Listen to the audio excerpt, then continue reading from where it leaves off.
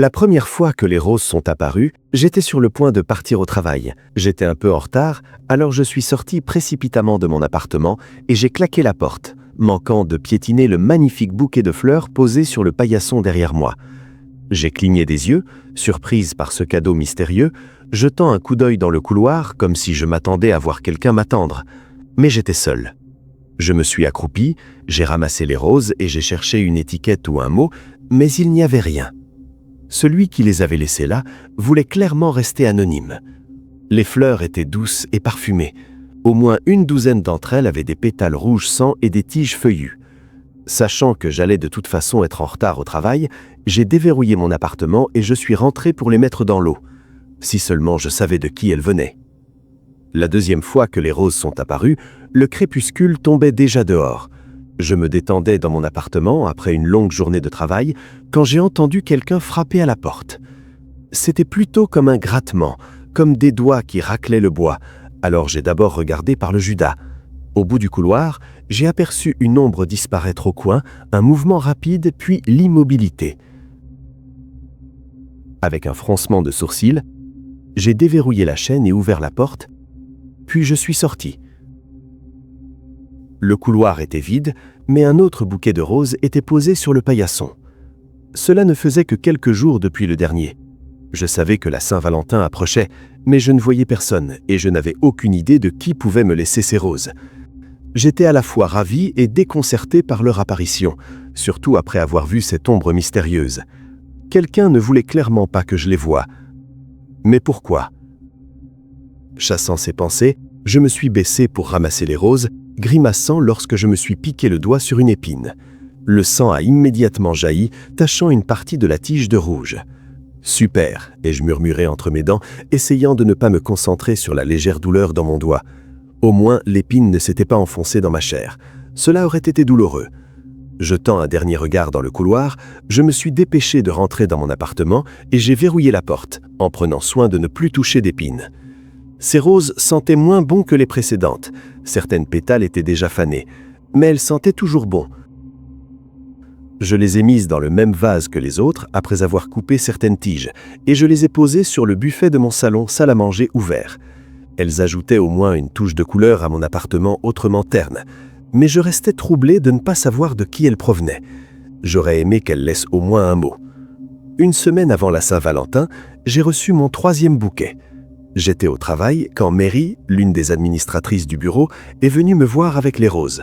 « Lise, regarde ce que tu as reçu », m'a-t-elle dit avec enthousiasme en me mettant les fleurs sous le nez. « Quelqu'un les a laissées à la réception.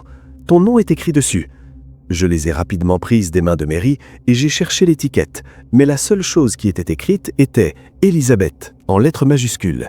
Toujours pas de nom d'expéditeur. « As-tu vu qui les a laissées ?» j'ai demandé désespérément.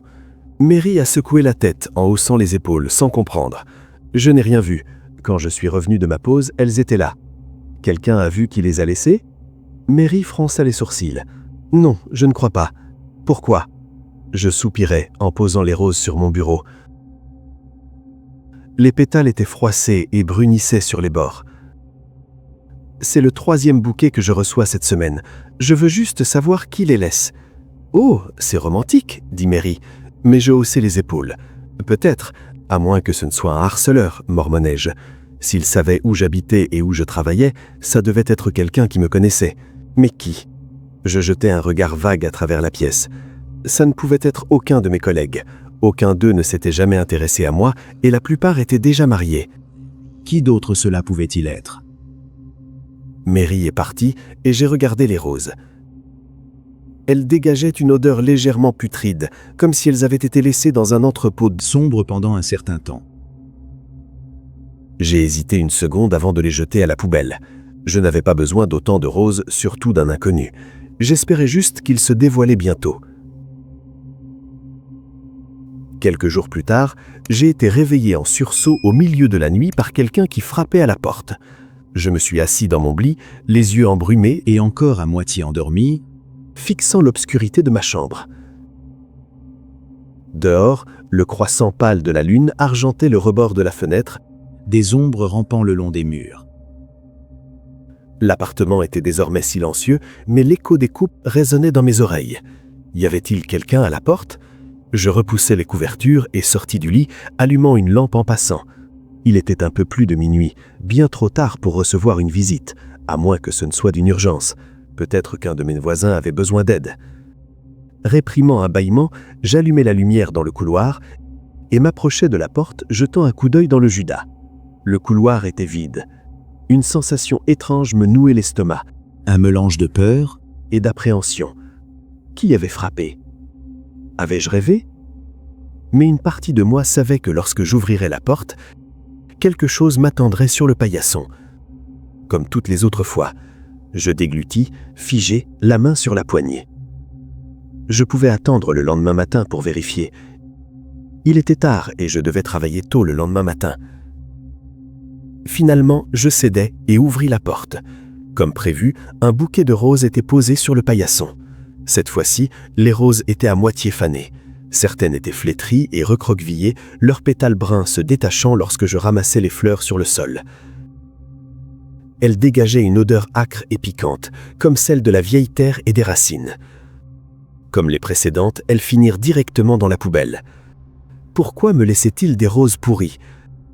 Cela commençait à me faire peur, car je n'étais toujours pas plus près de découvrir qui était derrière tout cela. Je ne savais même plus si ce geste était censé être romantique ou autre chose.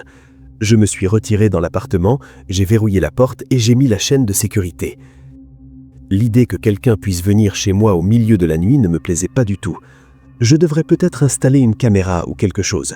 Comme ça, je pourrais surprendre le coupable en flagrant délit et le confronter. Jetant les roses à la poubelle, je suis retourné me coucher.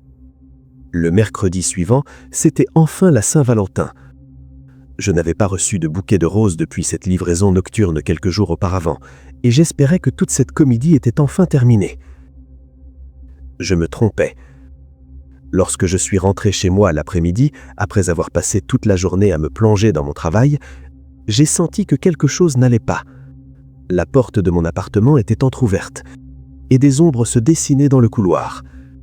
La peur m'a saisi lorsque je me suis approché de la porte, respirant à petits coups. Quelqu'un s'était introduit dans mon appartement. Je n'aurais jamais laissé la porte ouverte comme ça, même si j'étais pressé ce matin-là. Ravalant la boule que j'avais dans la gorge, je me suis approché et j'ai poussé la porte avec mes doigts. L'intérieur était sombre. Et il m'a fallu une seconde pour que mes yeux s'habituent, mais je ne voyais personne. Mon instinct me disait d'appeler la police avant de faire quelque chose d'irréfléchi. Mais je ne voulais pas leur faire perdre le temps si c'était une fausse alerte. En lieu de cela, j'ai poussé la porte plus large et je suis rentré. L'appartement était plongé dans le silence. Rien ne bougeait. Comme j'étais encore près de la porte, j'ai allumé la lumière qui a inondé la cuisine ouverte à la salle à manger. Un changement m'a sauté immédiatement aux yeux. Les roses que j'avais posées sur mon buffet avaient disparu. À leur place, un seul bouquet trônait au milieu de la table de cuisine. Les pétales étaient d'une couleur brun dense et sale, et les tiges étaient tordues et cassées, avec des épines noires qui pointaient. Les fleurs étaient pourries. Je me suis approché et j'ai failli vomir à cause de l'odeur. Elle sentait comme quelque chose qui avait resté trop longtemps dans le noir, quelque chose de putride et de nauséabond. Que se passait-il? Qui avait laissé cela ici? Quelqu'un s'était introduit dans mon appartement? C'est alors que j'ai remarqué le mot posé à côté des fleurs. Me pinçant le nez, je m'en suis approché et j'ai lu le mot noir sur les pétales. Je venais à peine de lire les mots lorsque la porte derrière moi se referma brusquement et quelque chose de dur me frappa à l'arrière du cou, me faisant tomber à genoux. Les roses pourries furent la dernière chose que je vis avant que mon esprit ne s'évanouisse dans le noir. C'est ce que tu as fait à mon cœur, et c'est ce que je ferai au tien.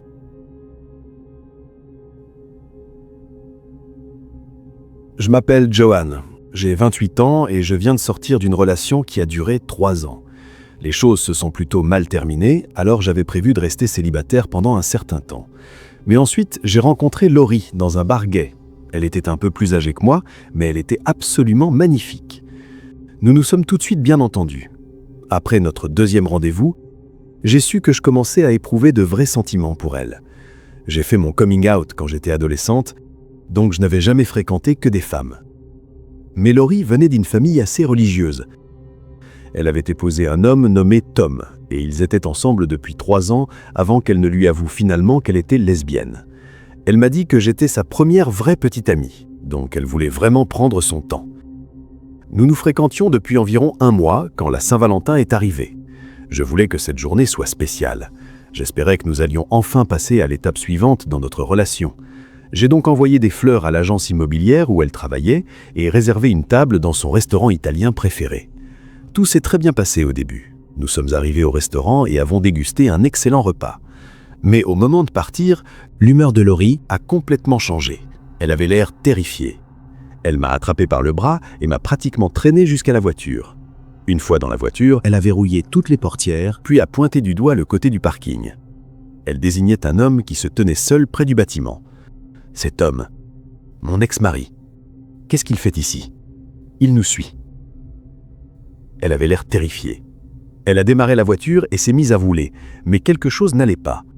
Il nous a fallu quelques secondes pour réaliser que les 4 pneus étaient à plat. J'ai ouvert la portière pour mieux voir et j'ai constaté que quelqu'un avait crevé ses pneus. J'ai regardé vers l'endroit où Tom se tenait, mais il n'était plus là. J'ai sorti mon téléphone pour appeler la police, mais Laurie me l'a arraché des mains. Nous n'avons pas le temps. Allez.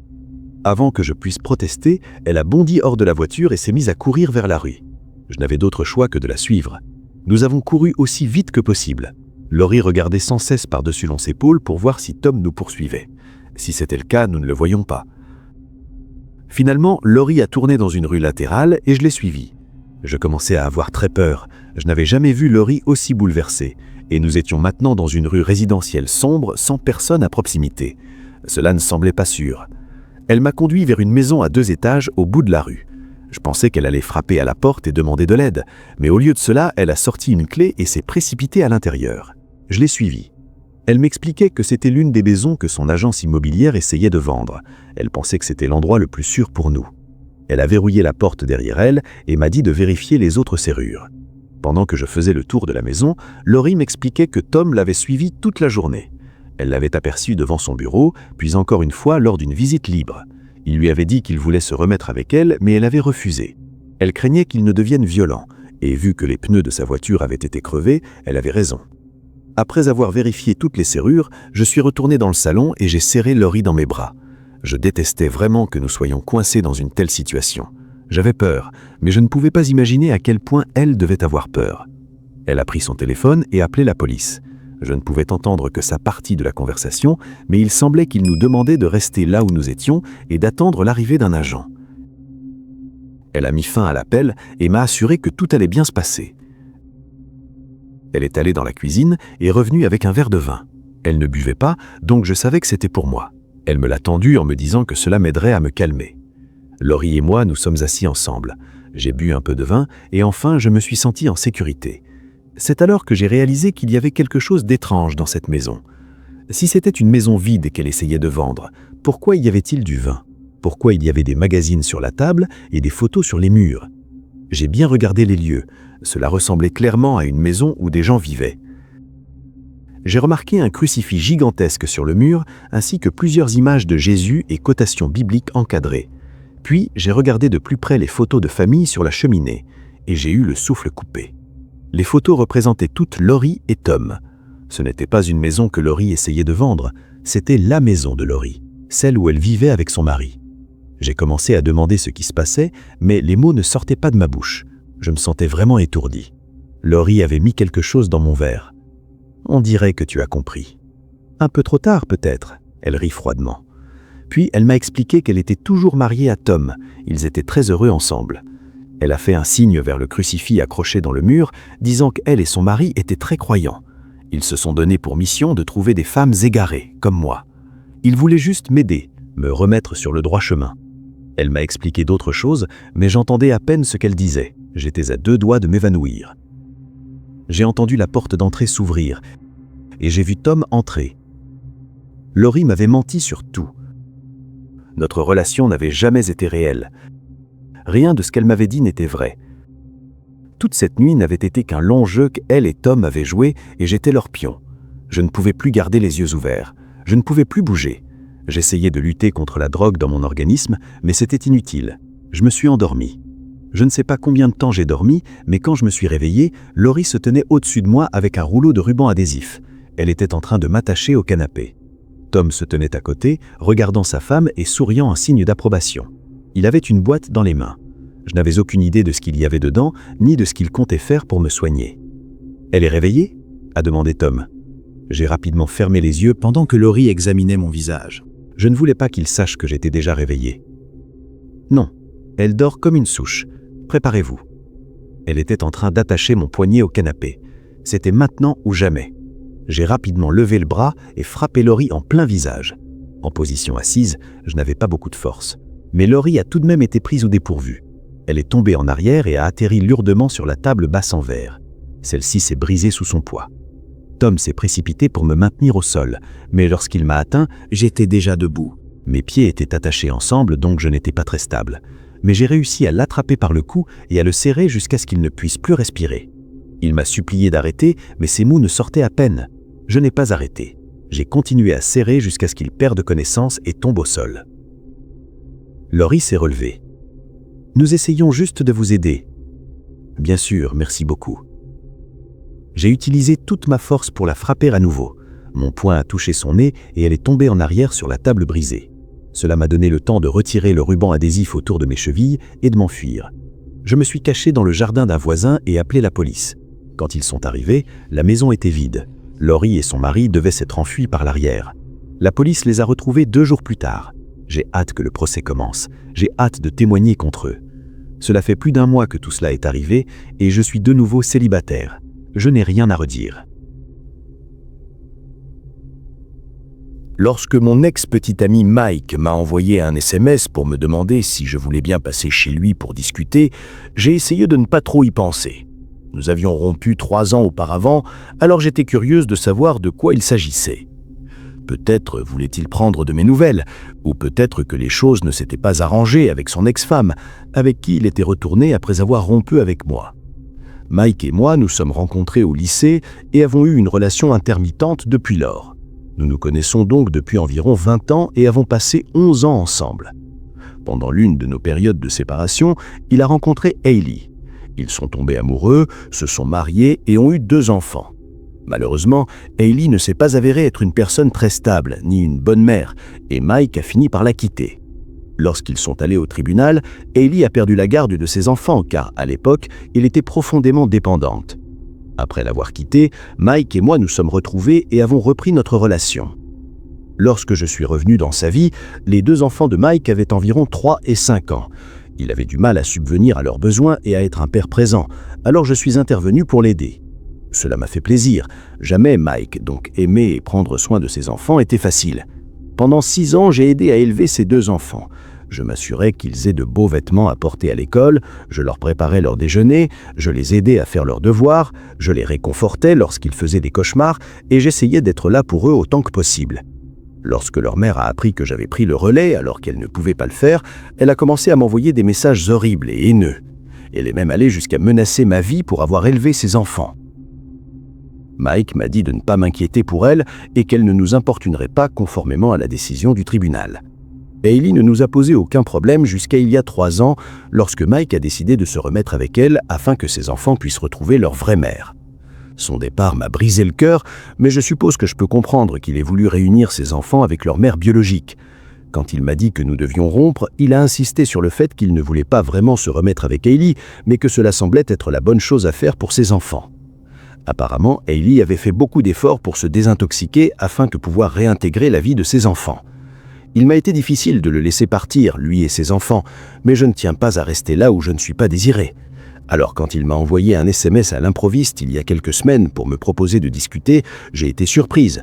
La dernière fois que j'avais eu de ses nouvelles, il était toujours avec son ex qui me détestait, alors de quoi pouvions-nous bien parler ? Comme nous nous connaissions depuis longtemps, j'ai accepté. Je me suis préparé et je me suis rendu chez lui. Je me suis approché de sa porte et j'ai frappé. Il a ouvert la porte en soupirant. « Salut, Jackie. »« Mike », ai-je répondu.